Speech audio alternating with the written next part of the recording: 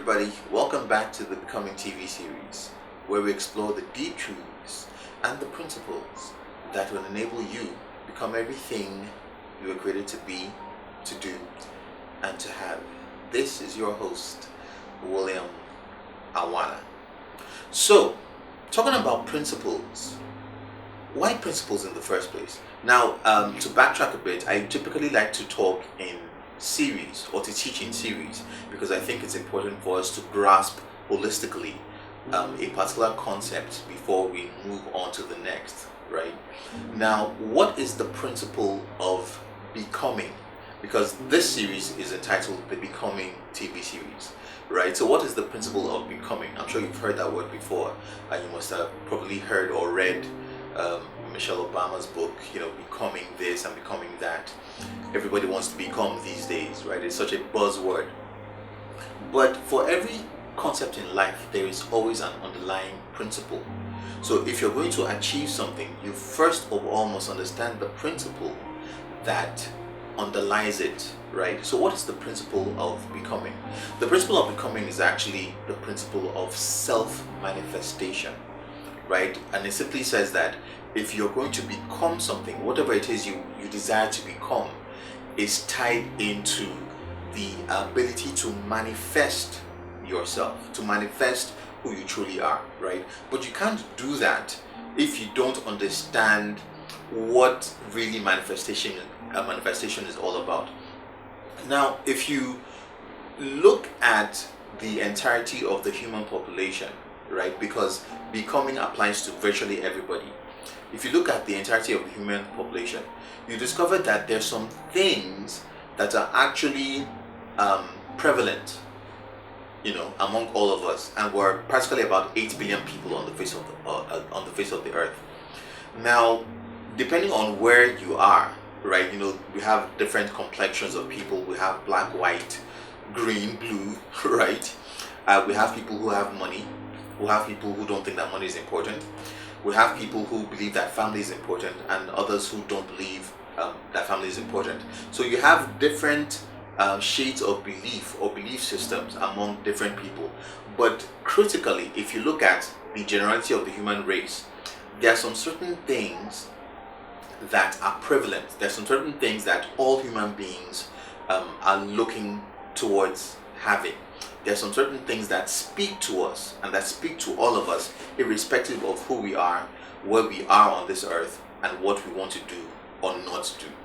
And these are simply needs.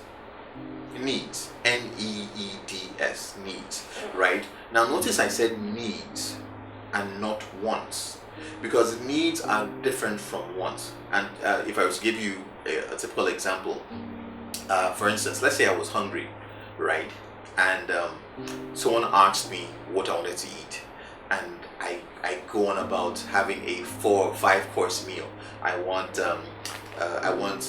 hors d'oeuvres, I want strawberries, I want a big dish of this, that, and the other, and I want chocolate cake, and I want ice cream, right? Now, what have I expressed? I have expressed a desire, I've expressed a want. That is different from the need. The need is what? The need is hunger. Now, I could eat a 1-course meal and that need would be assuaged, it would be satisfied.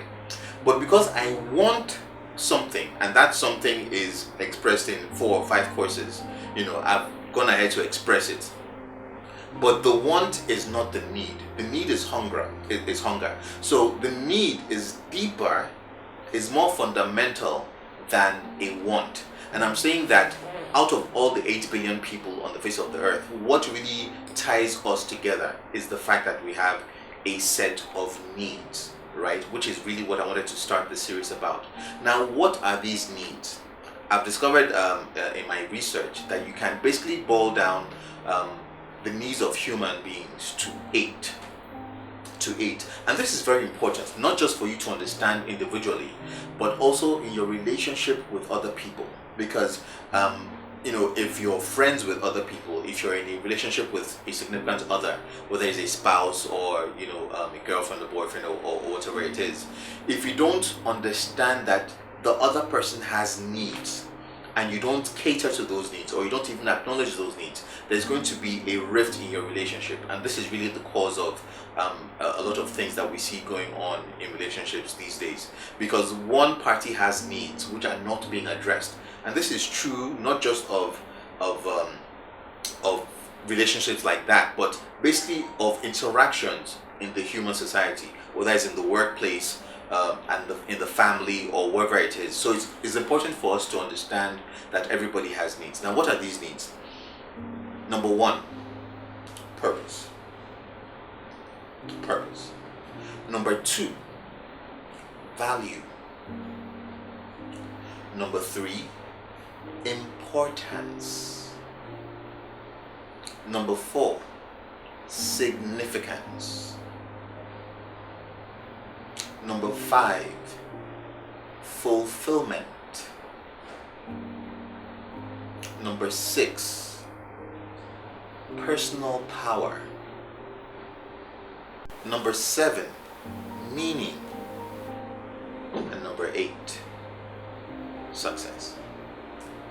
I guarantee that if you truly understand how these needs work, not just in your life, but in the lives of others, you would have a richer set of relationships with your significant other, the people in your life, your colleagues, and you would understand the principle of manifestation. We're going to be going over these needs one after the other, and I hope at the end of it you will have a much richer experience. See you soon.